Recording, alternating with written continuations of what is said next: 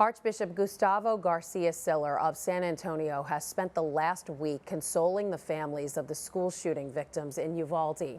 He's also been speaking out on the issue of gun violence. Archbishop Garcia-Siller joins us now. Thanks for taking the time to speak with us. You're welcome, Christine. So, Archbishop, we mentioned earlier in the newscast that the victims' funerals are beginning today, but I can imagine their families will be in mourning long after today. So, what do you say to the parents of these children? How do you keep the faith after losing a child?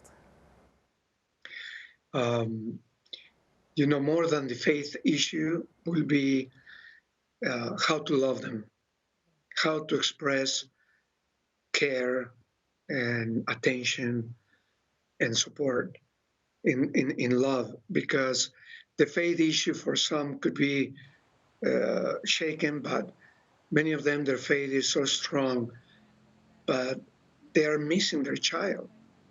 They are in a very tragic situation. So the question will be, are we answering their needs?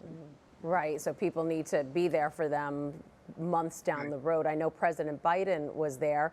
He attended Mass and met with the families over the weekend. You were there as well. How did the families respond to the president's visit and the community as a whole? I know there was some anger, people saying do something.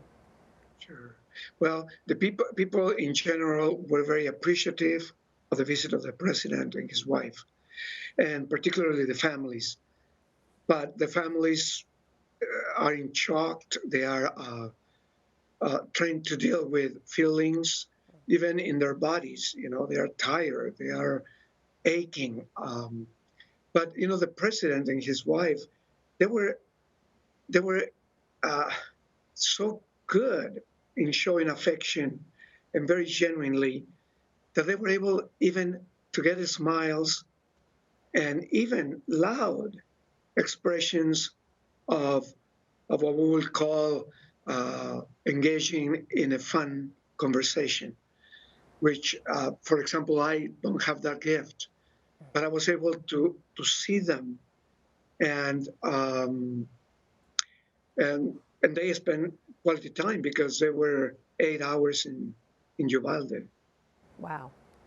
Now, I know you've been outspoken about gun laws, and you recently said in an interview that pro-life politicians worry about the baby in the womb, but not the 9-year-old child. What did you mean by that?